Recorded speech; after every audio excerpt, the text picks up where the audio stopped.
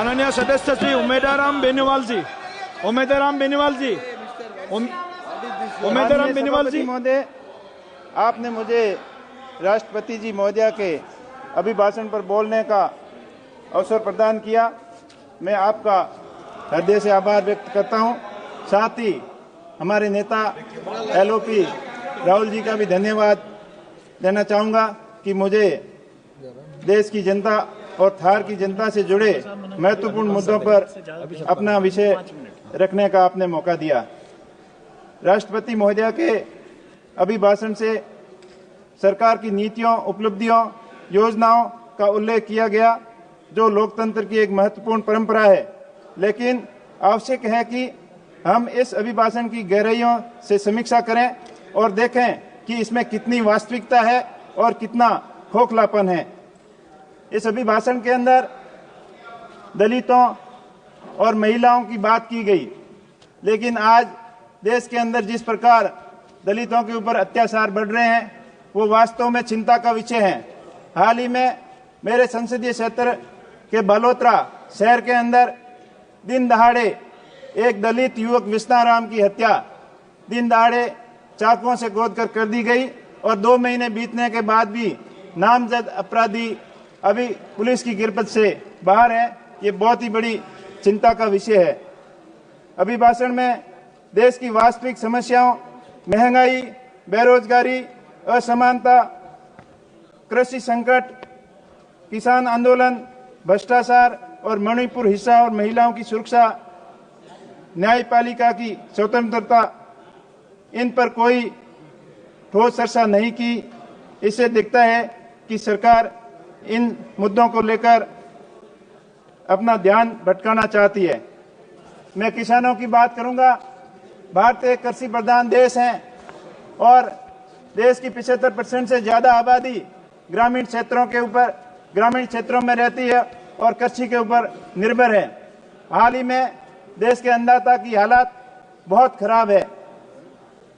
सत्ता पक्ष की ओर से बार बार किसानों की आय दुगनी करने के कई वादे किए गए और 2022 तक किसानों की आय दुगनी करने का वादा बार बार दोहराया गया, लेकिन 22 निकलने के बाद भी आज किसानों की आय दुगनी के बजाय किसानों की आय आधी रह गई है।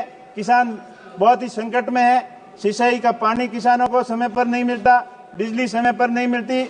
माननीय प्रधानमंत्री जी ने वहां बाड़मेर के अंदर 2014, 2018, 19, 23 4 बार ये वादा करके आए थे कि मेरे किसान भाइयों और बहनों, गुजरात के कच्छ के अंदर आम और अंगूर हो सकते हैं, तो बाड़मेर के थार क्षेत्र के अंदर आम और अंगूर की खेती क्यों नहीं हो सकती?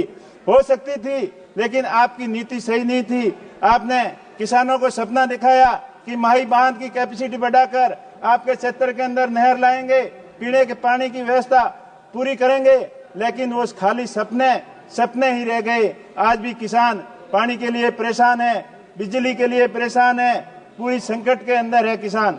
अब मैं बात करूं, राष्ट्रपति जी ने अभिभाषण में JJM के बारे में जिक्र किया, जल जीवन मिशन योजना के बारे में। जल जीवन मिशन योजना की स्थिति बहुत ही खराब है। सरकार के हजारों करोड़ रुपए खर्च होने के बावजूद भी धरातल के ऊपर उसका काम नहीं दिख रहा है। मेरे संसदीय क्षेत्र में सबसे निचले पायदान पर प्रोग्रेस है। कई जगह लाइनें डाल दी गई, लेकिन उसमें पानी का आता पता नहीं। कंस्ट्रक्शन इतना घटिया निर्माण है। सही योजना का सही प्लानिंग नहीं होने की वजह से किसानों को पीने का पानी नहीं मिल पा रहा है और साथ ही साथ पशुओं के पानी के लिए कोई गणना नहीं की गई है। मान्यवर, यही हाल किसानों को बिजली का है।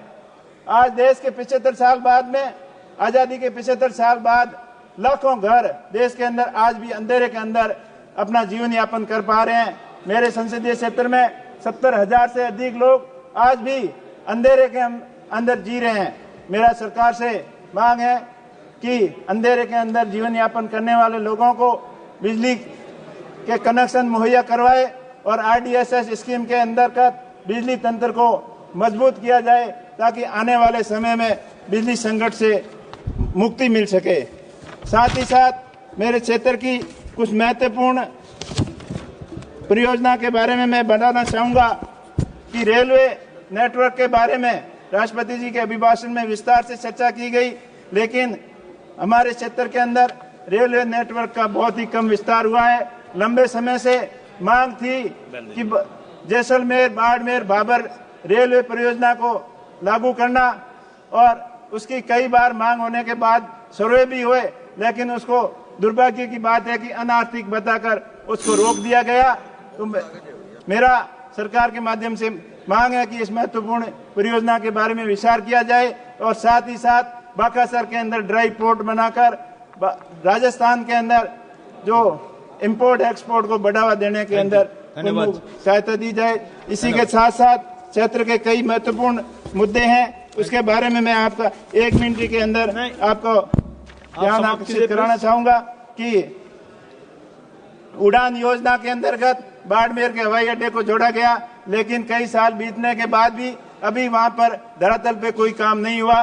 साथ ही साथ वहां प्रधानमंत्री आवास की स्थिति बहुत ही खराब है, दयनीय है, और इतनी राशि कम होने के बाद कोई किसान पात्र योग्य अपने आवास का निर्माण नहीं करा पा रहा है। तो मेरा आपके माध्यम से मांग है कि प्रधानमंत्री आवास की में कम से कम अब 5 लाख रुपए किस्त की जाए, और साथ ही साथ सांसद निधि को भी बढ़ाया जाए, जो माननीय सदस्य श्री हेमांग जोशी जी 50 करोड़ किया जाए। आपने मुझे बोलने का मौका दिया, आपका बहुत बहुत आभार, धन्यवाद। हेमांग जोशी।